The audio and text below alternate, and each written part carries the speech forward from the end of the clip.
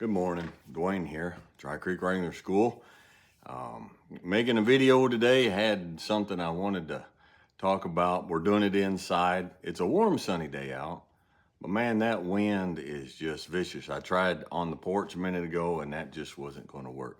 So we came in here. Years ago, several years ago, maybe 15 or 20 years ago, and it took place over a long period of time. Now, this is going to sound silly, but hear me out. I took really, really long showers, like 20, 30 minutes, long, hot showers. And I did that for a long time. And my wife would gently rib me about it, my long showers. And I showered every day. And by the way, this video is not about taking a shower, okay? And it got so I was pretty addicted. You could say that. I was pretty addicted to my long, long showers. And I also realized at one point that I did my best thinking in the shower. If there was something that was coming through and I just couldn't get a handle on it, I couldn't figure it out, things. And while I was in the shower, a lot of times that quarter would drop. It'd be like, ding, oh, there's what I need to do. There's the answer. And I myself back then was like, why am I so addicted to these showers? And why do I do my best thinking in the shower? Now, I was working like a dog back then. Hard physical labor, working long, long days. I was also in the ministry, so there were several days a week. There was a lot. I was busy outside of work with the church and the ministry. I had a wonderful wife and 7 children in the house, and it was a 1,500 square foot house. And I had several horses. I had 10 acres to take care of. And, I didn't realize 2 years later, I look at it now and it's like, I don't take long showers now. Now I take longer showers than I would because it takes a little bit to wash this beard and hair and to get the shampoo out. But I wash and I'm done and I get out. And I'm like, what is the difference? What was so vital to me back then about the shower? And the answer is solitude. That was the one place I could go and I had complete solitude. There was no telephone. There was no ministry. The children wasn't in there. The chores wasn't in there. The wood stove wasn't in there. The horses weren't in there. It was my one place of complete solitude, if only for 20 minutes. And I didn't realize it for what it was at the time. And when I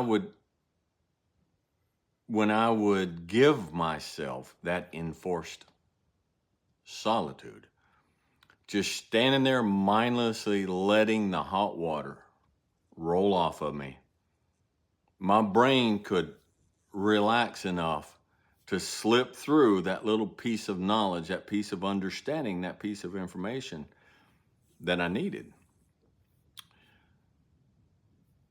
Over the years, I have learned to develop my own solitude, my own way. And I don't need the long showers now because I have longer times of more productive solitude. Now, people need people. I understand that. Okay. And solitude is not the same as, we're not talking about the same thing as hiding out from being hurt, although that's a very real thing. But I think men today, women too, okay, I think people today suffer greatly because they don't give themselves enough deliberate, controlled solitude. A time set aside specifically for the brain to just relax. All right. for the brain to, for the body, for the nervous system, for everything to just stop having to process. I got on February 7th, on February 6th, the night of February 6th of this year, I got sick. I was in an uncomfortable way. But before that, the days and weeks before that, I wasn't doing real well. I would go out and work, whether it be hauling firewood or, feeding the horses, whatever I was doing, and I just felt heavy. I felt sluggish. I felt like I was wading through molasses. And my hands hurt, and my knees hurt, my stomach hurt all the time. I've got this thing called, I don't know what it's called, laryngeal something, where there's a flap in there that I guess divides your esophagus from the tube that goes down to your stomach, and mine will go over and cover up my wind. It'll get so bad that I've been down on the floor about passed out, couldn't get any wind, couldn't get any air, and that was getting worse. It was 2 or 3 times a week, and I'm trying to push through. I was trying to finish the book, and my brain was just fogged, and I'm slogging through and wading through, trying to get thoughts that are worth thinking and put on paper. And I got done everything that I needed to get done. I did it, but it was hard. And so on February 7th, I said, that's enough. And I went on a 3-day fast. I didn't eat anything. I drank water. Now, full disclosure, my water is usually filtered over coffee grounds. But that's it. That's all I drank. I drank water and coffee for 3 days.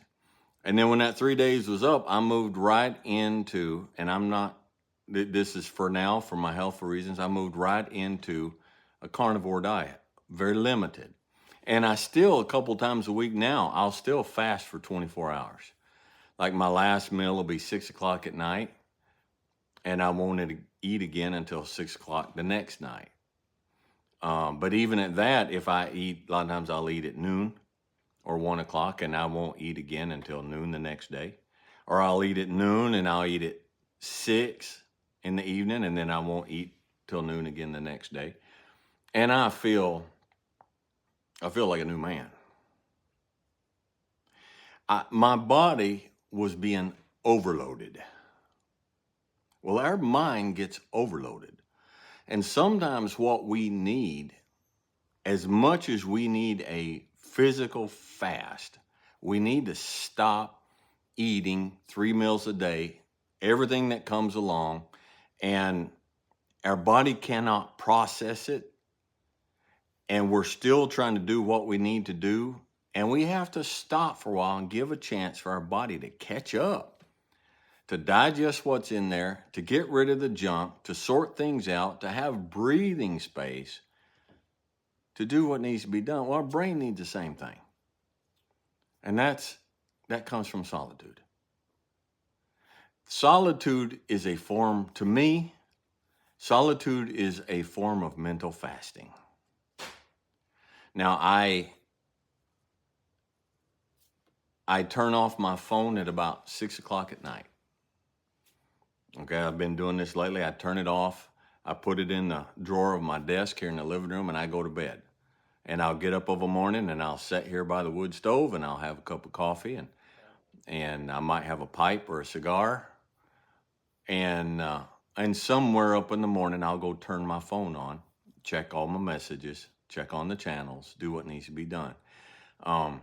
But I had to stop garbage eating so much all the time. We sat out here the other day. Now, I'll touch on this in a minute. We went out the other day to do some chores. And there was nothing that had to be done, but it's like, we got to stay active, and so we're going to go out here. And I bought Mama a chicken house. But it needs a brand new chicken house, but there were some of the things they did when building it that was pretty sorry. So I'm in the process of remodeling that to a small degree for her. And we had rain coming in, and I got a big pile of firewood out there, so I wanted to get more of that under shelter. But I went out there, and I still wasn't feeling I didn't have good wind. I didn't have energy. And I'm like, forget this. And so we went around and started gathering up sticks from off the ground that the winter had, all the dead limbs, all the trees, and went out there and built a fire in the fire pit and sat down instead. I probably sat there for 4 hours. I had 2 pipes and a cigar and 3 cups of coffee and just talked to my wife. Now, she can't sit as long as I can. And so she would get up and go do this and go do that and go play with the puppy and go chase the chickens or whatever it was she was doing. And I would just continue to sit there. And I did not feel guilty a bit. Because I was on a mental fast. And if you will do in your own way, in your own world, okay? I know you have your responsibilities. I know you have the things that you have to do, okay? Now, if you have to put the children to bed at night, okay, that has to be done. Them little rascals, they'll be up forever and they'll tear the place apart if they're hitting a little bit of supervision there, and you got to put them to bed, okay? But when the babies are finally in bed, you don't have to sit down and gorge yourself on TV and movies and Netflix, scrolling on your phone. You're eating mental potato chips. You're eating mental Twinkies. You're eating mental nachos. And you're eating and you're eating and you're eating up until the point where you should have been in bed hours ago. And so your brain, your mind feels as bad as your body does. Your mind is as stuffed and as bloated and as lethargic as your body is. Why? Because it's overfed. And it's not only overfed, but it's overfed with junk. Start fasting your mind. Whatever works in your world, start cutting things out that you don't need and set aside and say, this is my time. This is not my time to answer emails. This is not my time to catch up on text. This is not, this is going to be controversial. I'm going to say it and then you're going to wad it up and throw it away. There is a time when it is not time to read and study your Bible. Paul often talked about together, look them up, study it for yourself, okay? Prayer and meditation. Now, people will sit down and they'll pray, and their mind's going 100 miles an hour, and that's great. We need to pray, okay? But then he said, now what you need to do when you're done praying is you need to shut up and be still and sit there for a length of time, just being still. Fasting, meditation is the biblical form of fasting of the mind. There's biblical fasting of the body, and meditation is biblical fasting of the mind. But we do not fast the mind. And those of us who try to eat healthy and try to work out, and no, I don't work out. I don't go to the gym, okay? Work, whatever I do, we'll take care of the body, but we have a fat, bloated mind, and the body's trying to carry all the load. For a mind that is not at ease, a mind that is not sharp, a mind that is not clear. So you need to set aside a time. Husbands, because that's this channel I focus, I'm not leaving the women out. It applies to you and however it applies to you. You need to have a time that does not include your wife. Okay, you need to have a time that does not include your children. You need to have a time that does not include chores around the house. It does not include working up bids for jobs tomorrow. It does not include pulling out your Bible and notebook and studying for next Sunday Sunday school class. Those are good things. They have their place. But so does your own time of meditation. And I'm not talking about putting on a saffron robe and shaving your head and crossing your legs and going, okay. It's just thinking, boys. It's just, Dwayne, what is meditation? It's slow, gentle thinking with no outside influence. Your mind feels so jumbled up because you bring more stuff into your mind faster than you can put the pieces together for what's already in there. And you can never put the puzzle pieces together of all this messed up, mixed up stuff that's in your mind. You will never get it together until you shut the door on new puzzle pieces and take the time to work on what's already in your mind. All right? So that's my encouragement to you. It's not, your problem may not be physical. All right? It may not be relational. It may not be spiritual. It may just be that you have a fat, bloated mind that needs a fast. All right? And whatever your life consists of, however it works, whatever your schedule is, whatever sacrifices you need to make, you need to do a daily, regular fasting of your mind. All right? Hope this helps. I wish you all the best, and we'll catch you guys next time.